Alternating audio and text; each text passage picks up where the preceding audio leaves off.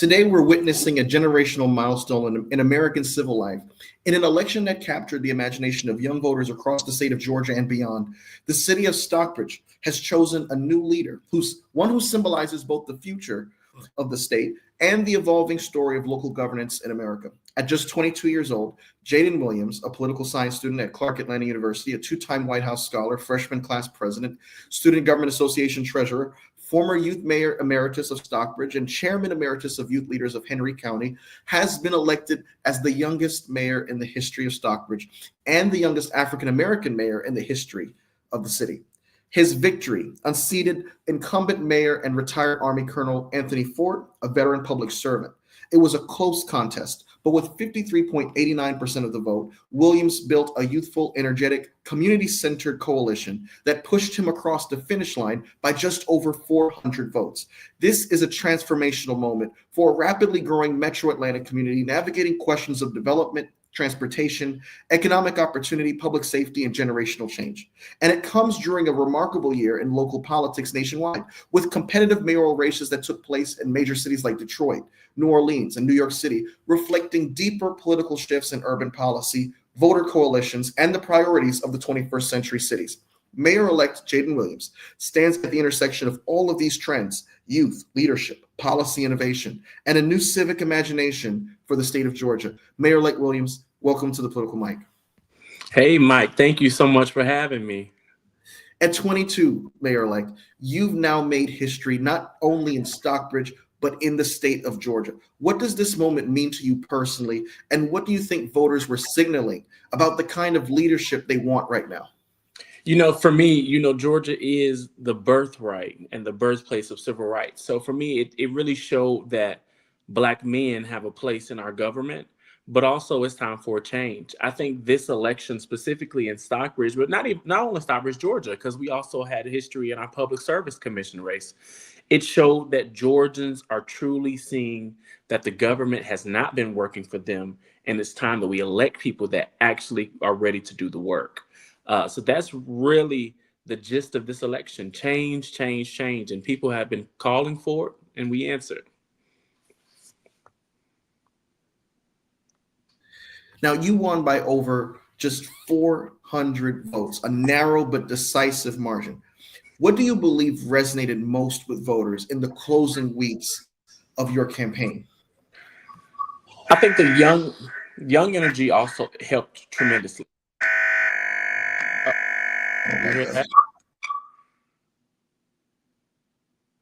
Young people helped tremendously because they saw that young people were actually getting out to vote and getting engaged.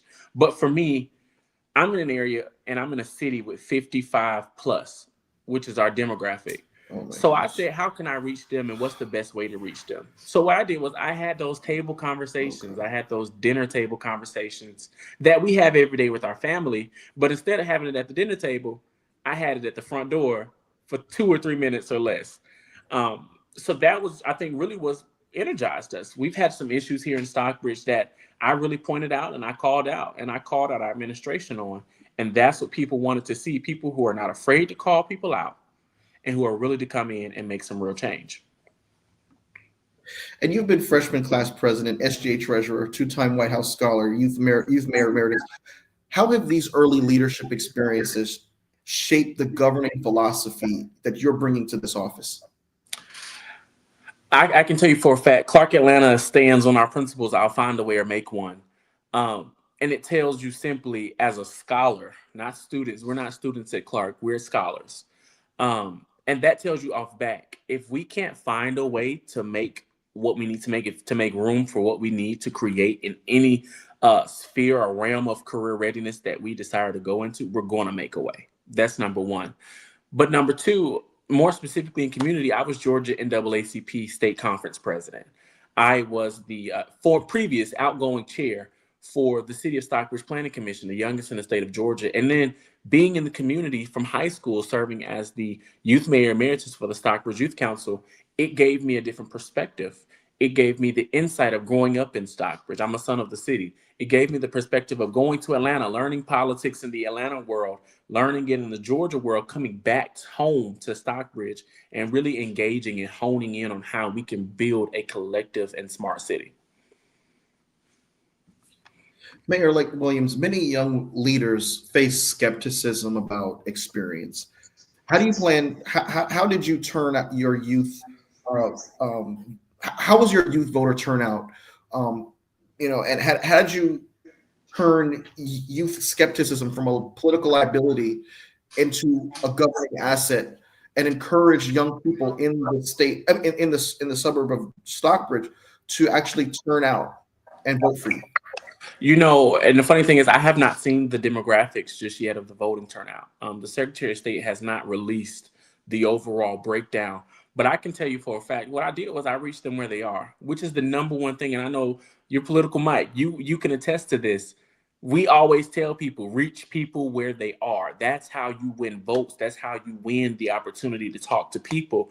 If you have to go, and I'm gonna just use some bars we have in Stockbridge. If you have to go to 7 Sports Bar on a Friday night because it's game night and they got a sell on drinks, go talk to those people. If you have to go to church and stand in the parking lot and give out your literature, go talk to those people. But if you're not reaching them where they are, you're not putting your all in it.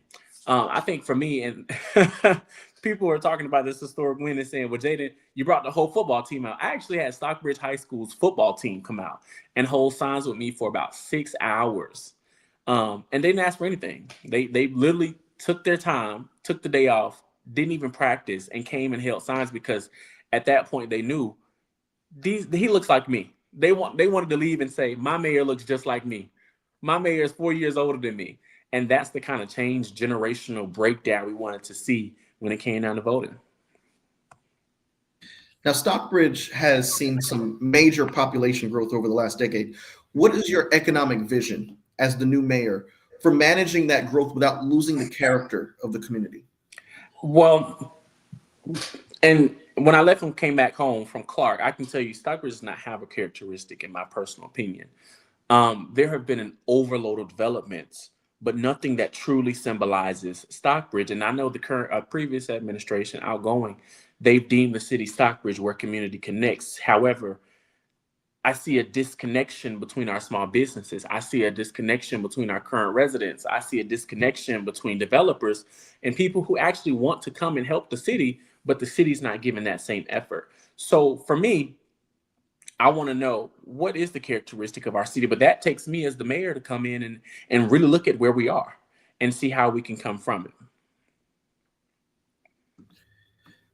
And how do you plan to attract new businesses, particularly Black-owned, minority-owned, and small businesses, while ensuring long-term economic sustainability in the city of Stockbridge? Yeah, I don't even like the word economic sustainability. I actually like to use the word economic mobility, because the government has to be mobile. We have to show that the car door is unlocked in order for economics to come into our city. For me, we have a multitude of small businesses. Nobody in Georgia will tell you Stockbridge is closed for small businesses. Just this past month alone, we've probably had 50 or more new businesses coming to our city. And that's a lot. Really, it's a lot for a city of almost 36,000+ people. So my goal is to really make sure that I'm connecting with our current business owners, our current tenants, to see how we as a city can help them, whether it's through small grants, whether it's just the conversation of, oh, hey, I have a pothole in front of my business that really is so unattractive. And every time I have a client, they love my shop, but they hate to drive because of a pothole that they hit every time they turn in. So it's all about building those relationships and seeing how we can build an economy that's mobile to small businesses, not even just Black businesses. And we know that's important, but every single type of business for the city of Stockbridge. Right. Now, one of the main themes that a lot of political analysts pulled away from, not just this election, but even if we were to go back in time to last November, 2024, was affordability, the cost of just living in the United States of America. Metro Atlanta suburbs face rising housing costs. Do you support affordable housing initiatives zoning reform, or public-private partnerships to address this? I am never against public and private partnerships if it is beneficial to the residents of the city.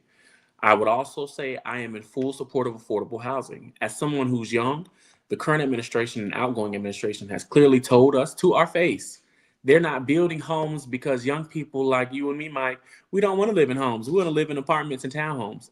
And that is a lie.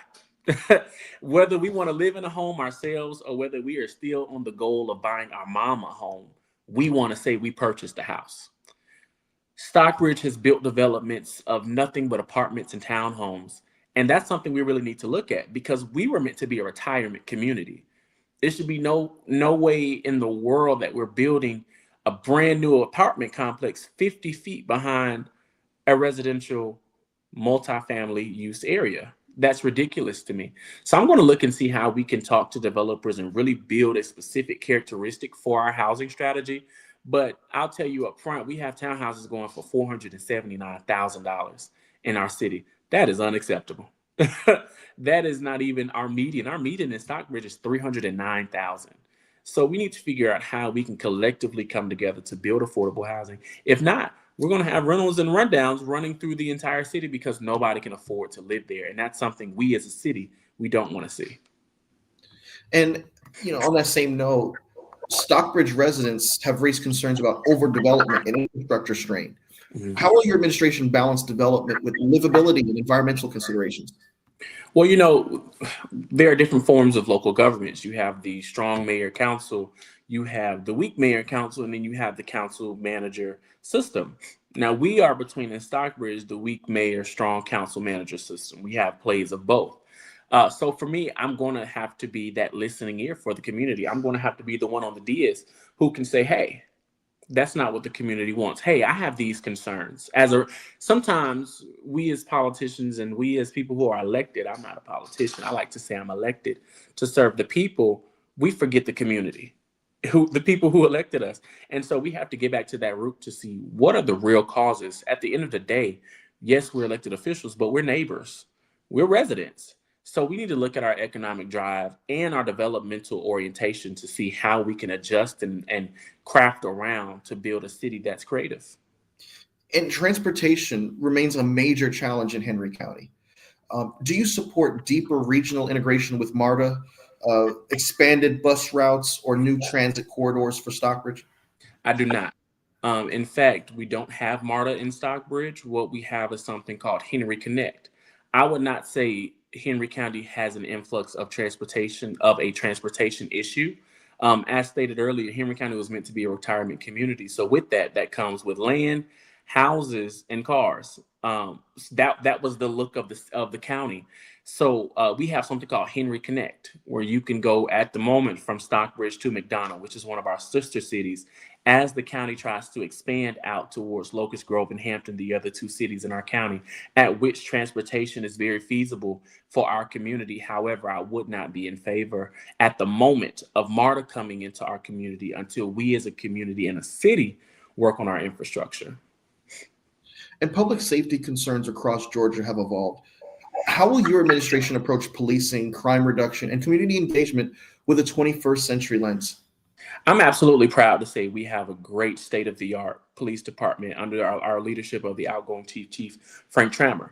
One of the things that he and I talked about, which is very strategic and very smart, is one, we need to make sure that our police have a wellness center where they can focus on their mental health before going out into the streets and tackling the mental illnesses of our community. One of the things that we also want to look at is how are we policing?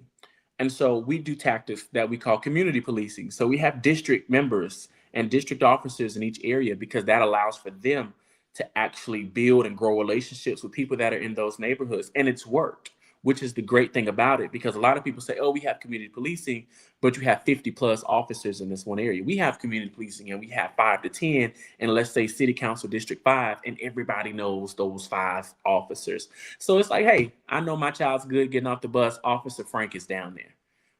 That's the kind of relationship we want to build with public safety because it helps us as a community build stronger. That makes perfect sense. And On the same note, do you support investments in youth programs and violence prevention initiatives as part of your public safety strategy?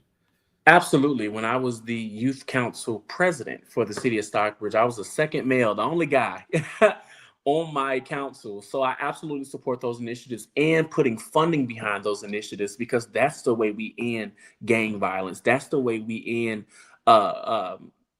criminality and criminal things in our streets. But it also helps them get civically engaged. So when they leave Stockbridge, when they grow older, they're ready to vote. They're ready to make their voices heard. They're ready to stand up for what's right. And they get involved because they're already educated about what local government does and how important it is. And speaking of youth engagement, do you plan to expand the youth council or create new pathways for young people to influence policy? I absolutely plan to do both. While the Youth Council stands at large for our city and has been here almost for 10 years, which is exciting, I want to help them in any capacity that we can as a mayor and council system, but also find other opportunities for young people to get engaged as well, because everybody may not want to serve on the Youth Council, but maybe we have some people who actually just want to get involved and learn. So on top of our Youth Council and our internship programs, let's find other avenues for career readiness. And let's face it, Georgia has been the epicenter in recent years of American politics, whether it was the president at the time, Donald Trump, in 2020, calling Brad Raffensperger, the Secretary of State, saying, "Get me 11,780 votes," whether it was the state of Georgia determining the makeup of the Senate, who's going to hold the majority in the Senate in 2021 in the runoff between Ossoff and Warnock and their Republican opponents. Your election comes at a moment when Georgia remains politically competitive and demographically shifting. How do you see municipal leadership shaping Georgia's broader political trajectory? Well, let me say, Georgia, all eyes are always on Georgia. Let's be very clear. Over the past few years, we've always decided elections, whether we take till midnight or we take till the next day, you're going to know what Georgia has to say when it comes to voting. I would say, though, truthfully, just you basically answered the question in asking the question. Georgia's political economy is changing because people are actually being educated on what's happening in local government. But people are also realizing local government is just as important as federal government. Just as many times you go out every 4 years to vote for the president, it's just as many times you got to go out and vote for your local commissioner, your local mayor, your local council. And that's how we're getting our numbers out here in Georgia, because we have nonprofits like Georgia Stand Up, Rise Georgia, Georgia NAACP, People's United. They're educating people while some of us are working to work on policy initiatives to get people out to vote, but also inform them on what's happening across the state. And when we have tactics and people like nonprofits and community organizations that can work hand in hand with elected officials and the local government, you have a cohesive government that really makes a difference when it's time to vote. State local tensions are increasing nationwide. For example, on issues like preemption, policing, and housing, some of the issues we've already discussed in this conversation. How will you navigate your relationship with the Georgia legislature and Governor Brian Kemp's office? I look forward to meeting Governor Kemp, rather, to discuss some tactics that we can build here in Henry County and in the city of Stockbridge. But in regards to the legislators and elected officials, I've served as an intern for 2 terms, or 2 or 3 sessions now, with the Georgia Legislative Black Caucus, one time under State Representative Lydia Glaze and the other under Senate Minority Leader Harold Jones. That kind of gave me a lot of insight on how to actually engage with our elected officials, our state legislators rather, but also how they work and how they operate. So what I plan to do is bring those connections back, but now this time as the mayor for the city of Stockbridge. And how I do that is I've already built those relationships and that foundation. So it's simply having the conversation. And our mothers used to always say, grandmothers, closed mouths don't get fed. And that's a true statement when it comes to politics, because let's say we want to build an aquatic center and we $10 million short. We can call our legislators and say, hey, we need $10 million in state funding. Do you got us? And that's all about the relationships and the work that they know you can do. And going back to our, earlier part of the conversation about affordability, when you look at the nation as a whole, there's a huge conversation going on among political punditry, among those in Washington and the Beltway, about affordability, and the Atlanta metro area is grappling with issues like water supply, regional transit, economic inequality. What roles do smaller cities and suburbs like Stockbridge play in these statewide and even national conversations? Repeat the question one more time. You Oh, went out. sorry about that. Sorry. So I was just saying, there is a nationwide conversation right now as it pertains to affordability, and that nationwide conversation is also trickled down to a city by city conversation. When you look at the Atlanta metro area, is grappling with issues like water supply, regional transit, and economic inequality. So, what role do you think smaller cities and suburbs like at Stockbridge play in these statewide conversations and even national conversations? Yeah, I think that's a great question because we're right in the city of Atlanta. We are 25 minutes south of Atlanta. And so, metro Atlanta communities, more specifically, even Stockbridge, we have an opportunity to really look at how we can deep dive into going into the route of the city of Atlanta or finding other ways and avenues. Now, there's always been a question. I would say, more specifically, Georgia communities are very unique because what's good for Stockbridge is not good in Macon. What's good in Macon is not good in Hampton. What's good in Hampton is not good in, let's say, Dalton, Georgia. And so what our legislators have to do is a very hard job because they have to find a commonality between all 159 counties here in the state because we're all different. And what will work for one city, it may work for 10 others, but it won't work for the under 140 something counties in the state. And so I think really for our cities, our smaller cities and our smaller municipalities, they really have to work together. And it's very important that they work with their county delegation to make sure that they can get those opportunities to transportation, to fixing our water supply. Because I know for a fact in Henry County, Stockbridge, we follow the water supply of Henry County Water Authority.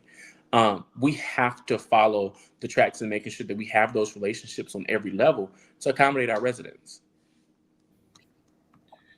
Now, this November's mayoral elections brought significant change nationwide, from Detroit electing their first female mayor, Mary Sheffield, to competitive races like in New Orleans, where you have Helena Moreno getting elected as the mayor of New Orleans.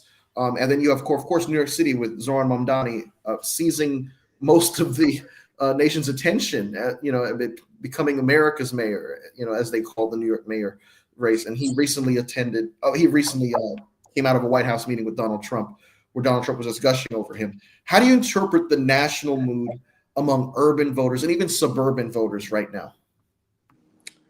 Change. It's something that we've been talking about the entire time. I think we've seen a lot of crooked politics. I think we've seen a lot of reading between the lines. And I think literally across the nation, people are sick and tired of being sick and tired. When the government shut down, in the middle of the election, people are like, okay, we need some change.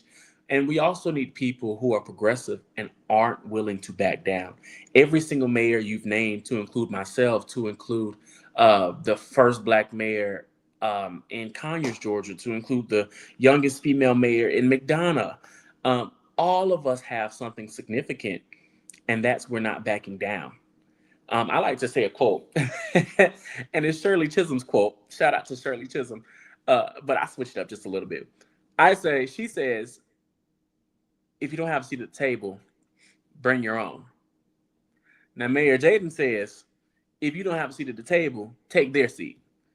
Because we've now gotten to a point in our generation and in our country where we can't afford to just let small wins and small victories for incumbents be the number one point of contact.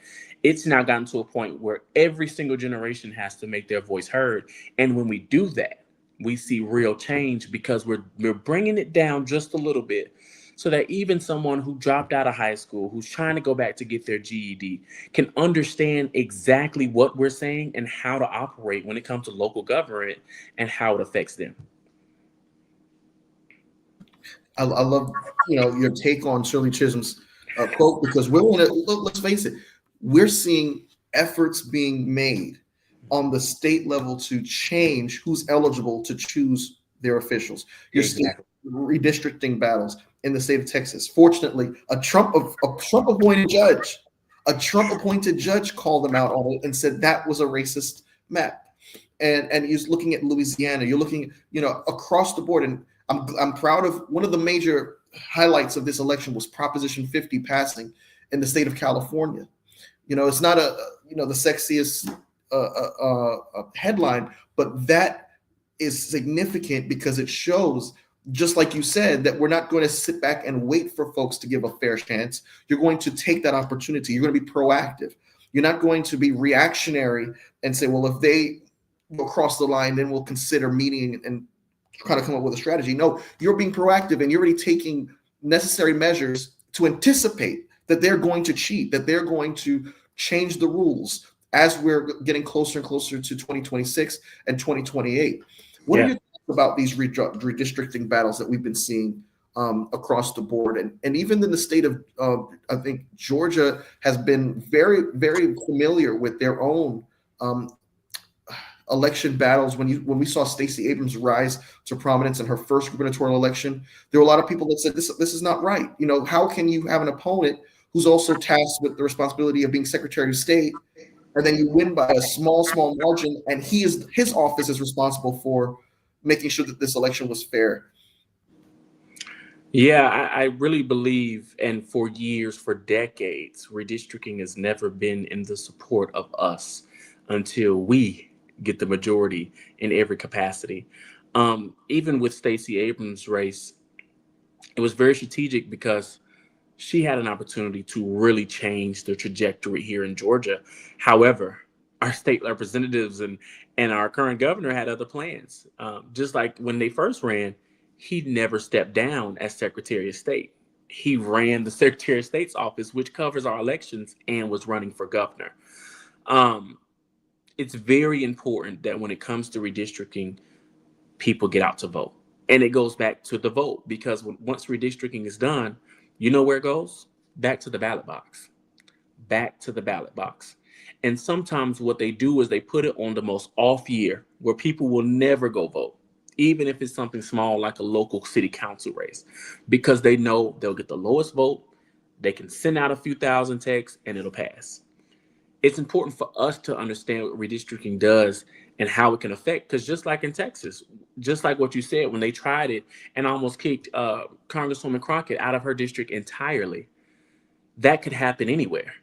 And so we have to look at those key factors and make sure that we tell people, hey, you're voting, good job. You're voting for mayor, good job. You're voting in your local commission races, but I need you to vote for these too. The questions are more important than sometimes the people. Sometimes the questions on the thing, we don't understand them.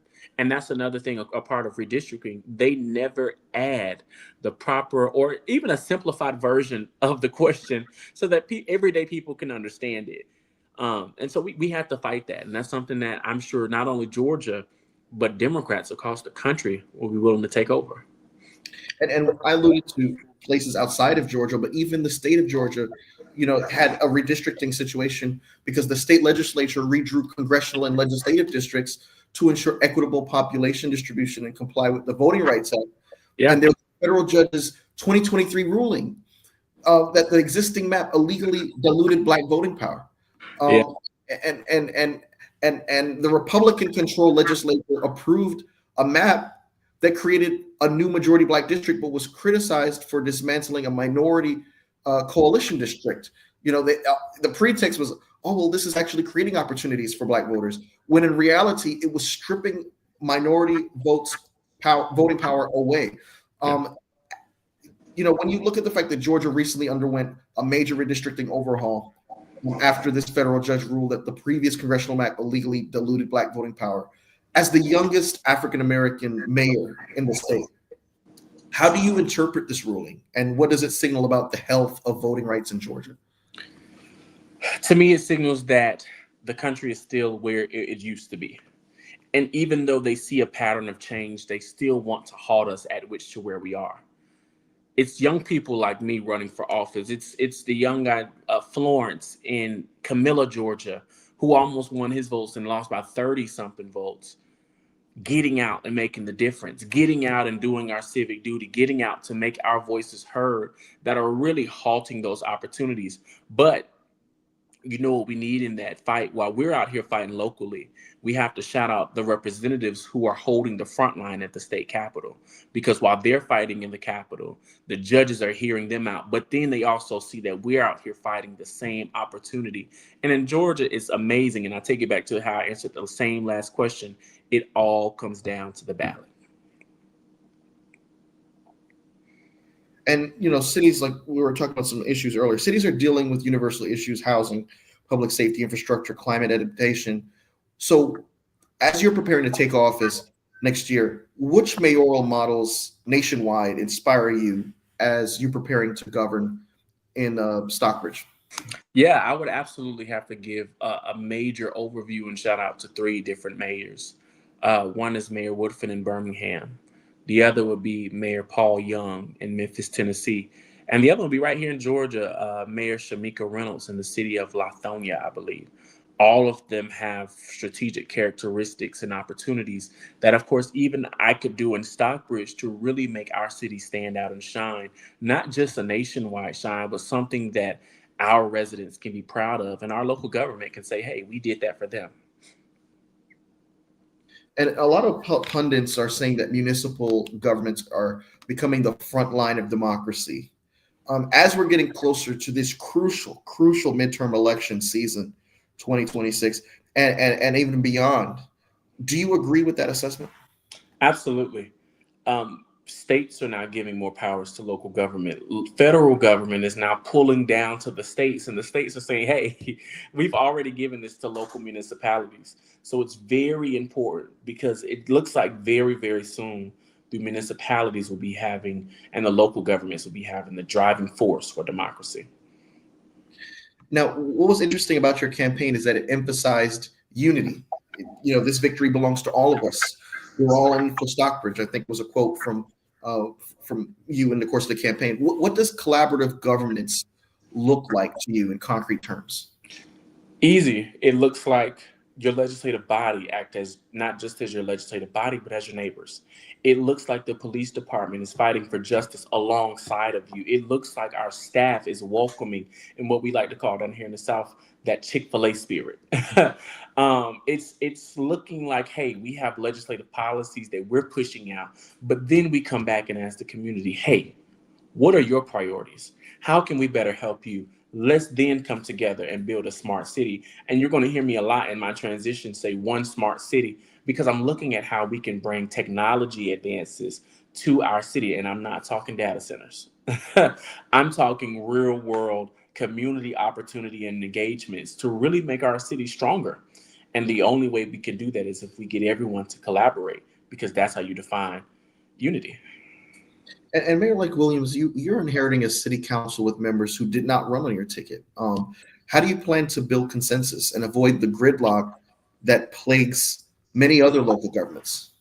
I think it's very important that you connect with your council. And that's one of the priorities I'm going to do. And I've done is I've talked to my council members. I've talked to them one-on-one. And once elected, I'm going to begin my one-on-ones, because I'm the only member at large. And while I may not have a voting factor, the standard of excellence that represents the city of Stockbridge, they're not going to say, hey, council member, council member, They're going to say, hey, Mayor Jayden Williams and the Stockbridge City Council.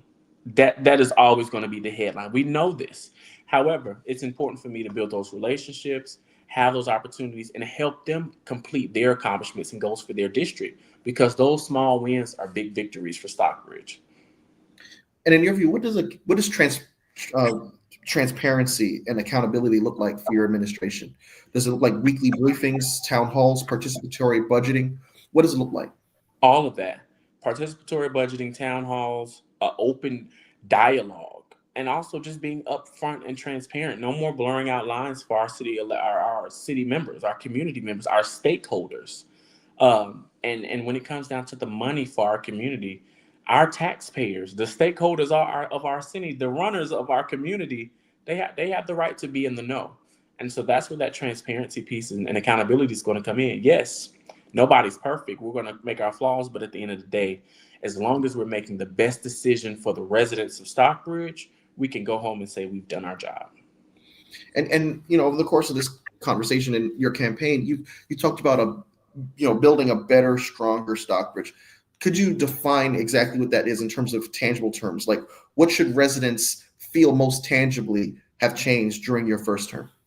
Yeah, accountability for sure, transparency, which is what we haven't had in years. They also get to, hopefully, they'll be able to see some financial accountability, which is the number one thing on the topic here in the city of Stockbridge. Residents want to know, where's our money going? In a city that's backwards of 70% of our money is taxpayer dollars and 30% is commercial, we deserve to know where our money's going. But I also want to make sure we're supporting small businesses. We're making diversity equality, making sure that we can have development between every single aspect of our community that showcases the characteristic that we deem our city to be. And so I definitely look forward to serving in that capacity as mayor and making sure we have every opportunity available for our residents. And if we were to sit down again, say 4 years from now, the year is 2029, and I ask you, what is one measurable achievement that you've accomplished? What would you have wanted to say in 4 years from now?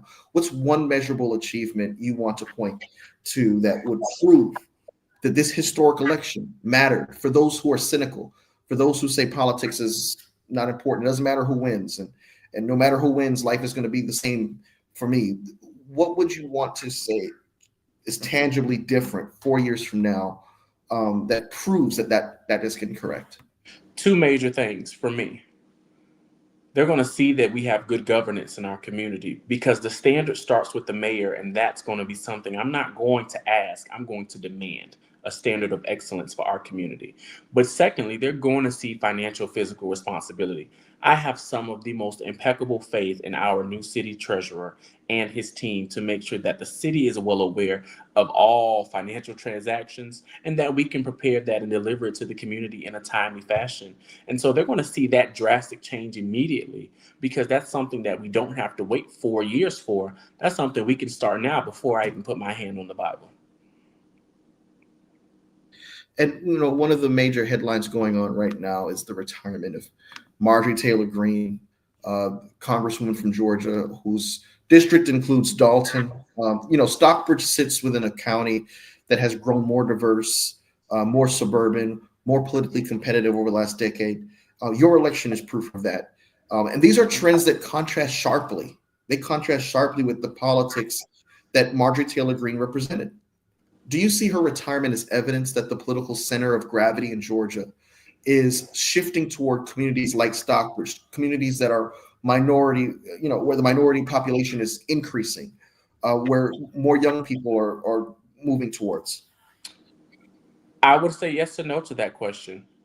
Marjorie Taylor Greene represents the most northern part of the state of Georgia, and her area and her congressional district is completely different from our congressional district. We're under the congressional district 13 under Congressman David Scott. He served us for years, but he also understands, he and his staff, the demographics and the demographic change of our community.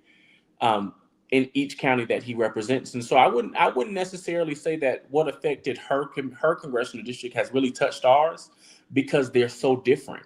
Again, Georgia is so large, and it may look small on a map, but Georgia is so large that you have to really look at different parts of the state and say, okay, I can clearly tell what part we're in just based off the demographics of the politics.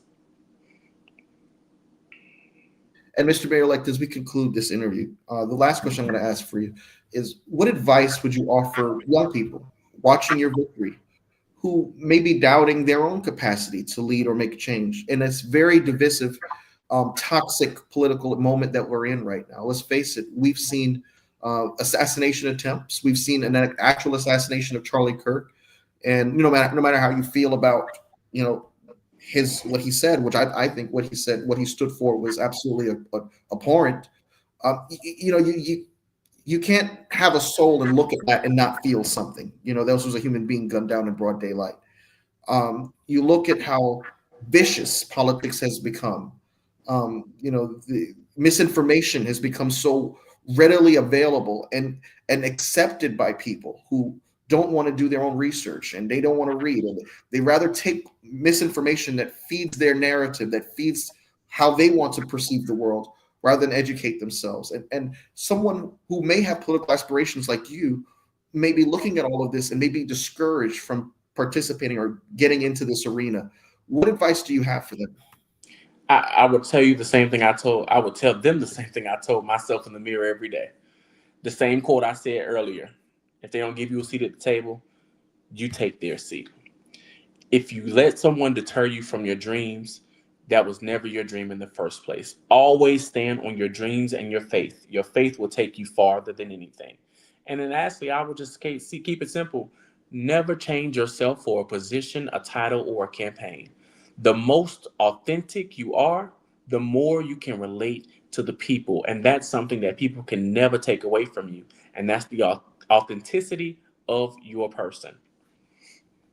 Mayor-Elect Williams, this has been a privilege and honor. Thank you for your time, for your thoughtfulness, for your clarity and vision that you brought to this conversation. Is genuinely inspiring to sit down with a young leader who not only understands the magnitude of the moment, but approaches it with such humility, purpose, and determination.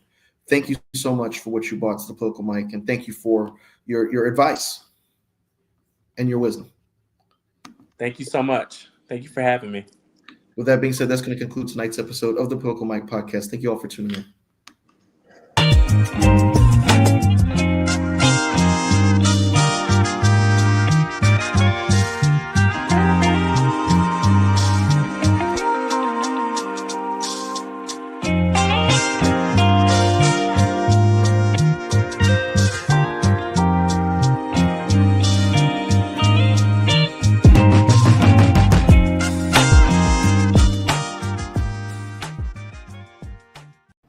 Hi, it's Mike Taylor, the host of the Political Mic Podcast.